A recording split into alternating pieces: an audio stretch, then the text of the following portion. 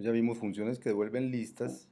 Ahora vamos a ver cómo tratar listas de estructuras. Nuestras listas anteriores eran listas muy sencillas, listas de números. Ahora vamos a hacer listas de estructuras. Todo esto insistimos en que estamos viendo lo expresivas que son las listas para poder modelar nuestros problemas.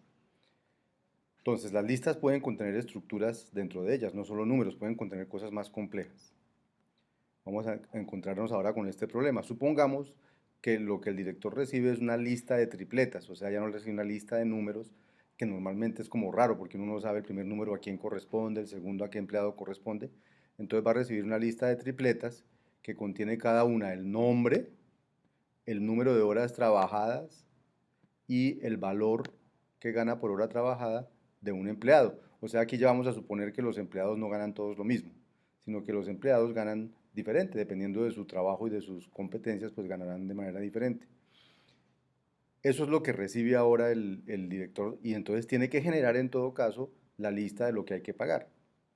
Bien, entonces cada tripleta se va a modelar con una estructura de las que hemos visto antes, que se va a definir con este define struct.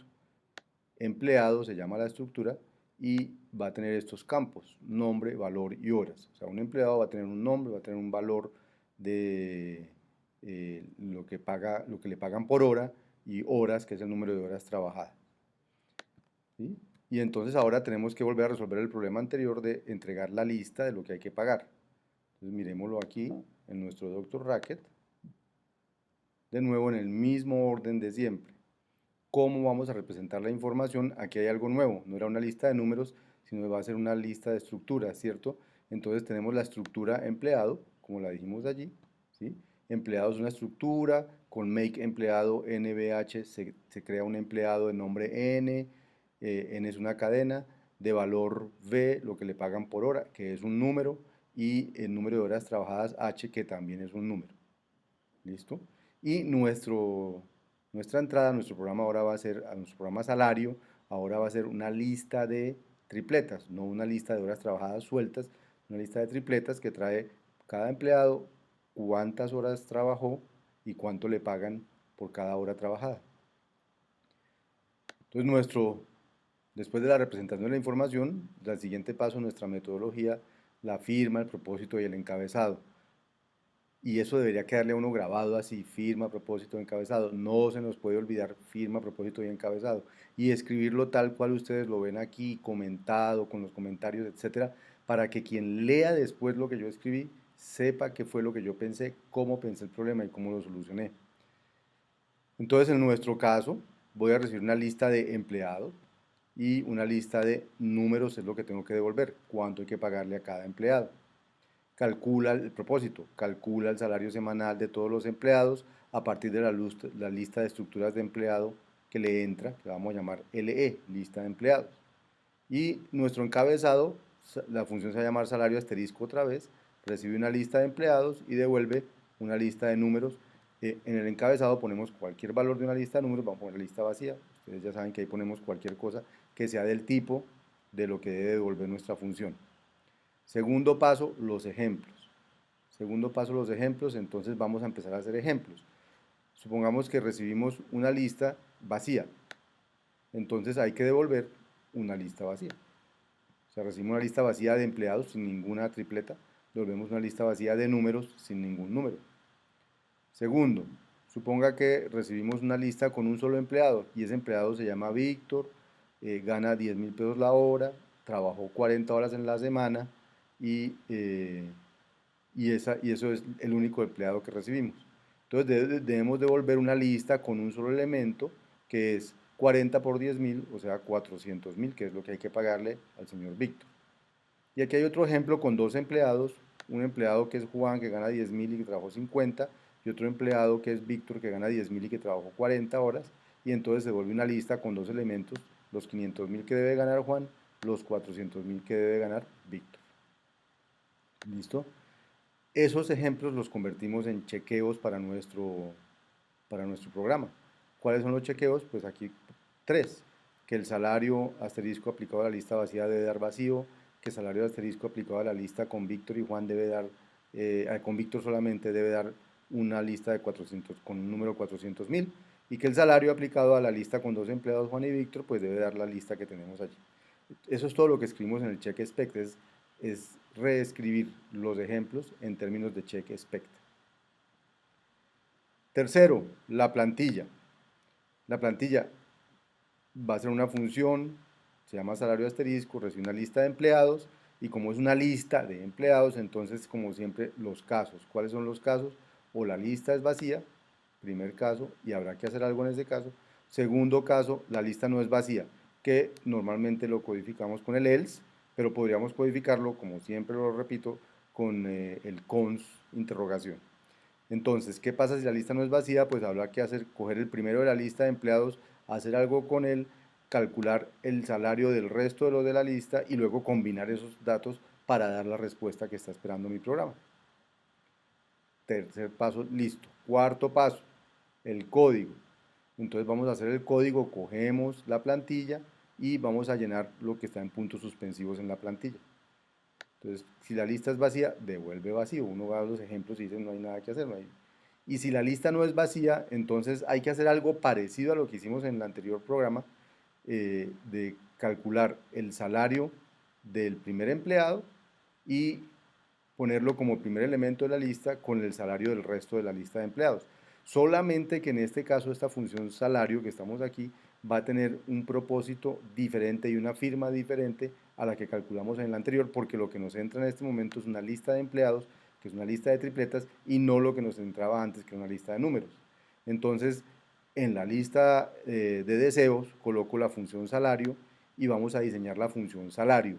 Fíjense que esta vez, si vamos a hacer el ejercicio, la vez pasada era una cosa muy sencilla, era multiplicar el valor por 12.000, pero aquí hay que hacer un trabajo, hay que coger la lista, hay que coger el elemento de la lista de empleados, que es una tripleta. Esa tripleta tiene un nombre, tiene un número de horas trabajadas, tiene un valor por la hora trabajado. ¿Y qué tengo que hacer para calcular el salario del señor?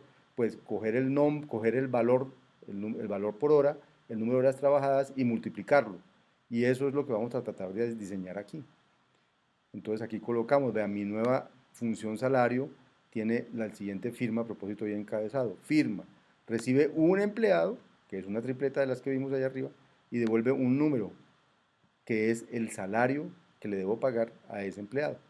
Aquí dice el propósito, calcula el salario de un empleado multiplicando el valor que le pagan por hora por el número de horas trabajadas. Y el encabezado, salario de un empleado, debe devolver un número, vamos a poner 0 inicialmente en el encabezado y en el código ya lo mejoraremos. Los ejemplos, si me entra el empleado Víctor con 10.040, debe devolver 400.000. Si me entra el empleado Juan con 50 horas trabajadas, 10.000 por hora, me debe devolver 500.000. Y los cheques correspondientes. Eso es bien sencillo. La plantilla de salario, pues como salario es un empleado y empleado es una tripleta hecha con estructuras, entonces debe ser una combinación de el primer campo de las estructuras que se llama el nombre, el segundo campo de la estructura empleado que se llama valor y el tercer campo de la estructura empleado que se llama horas. Y yo tengo que decidir qué hago con esas cosas y cómo las combino, eso es lo que dice la plantilla. Recuerde que su código debe combinar esas tres cosas de alguna manera para dar el resultado. ¿Y cómo las vamos a combinar? Pues realmente el nombre no sirve para nada porque del nombre no depende el valor que voy a pagar.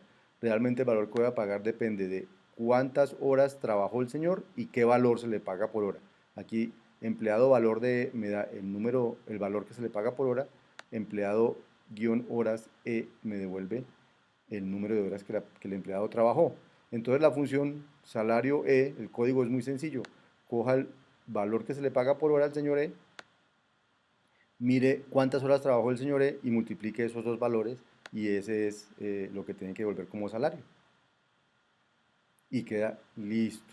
¿Qué hacemos luego? Probar que las cosas quedaron bien. ¿Qué significa que quedaron bien? Que yo descomento esto, lo ejecuto y todos mis check spec deben funcionar. Tanto los de la función salario que dejé aquí, como los de la función salario asterisco que había creado aquí. Entonces hagamos eso paso a paso, descomentamos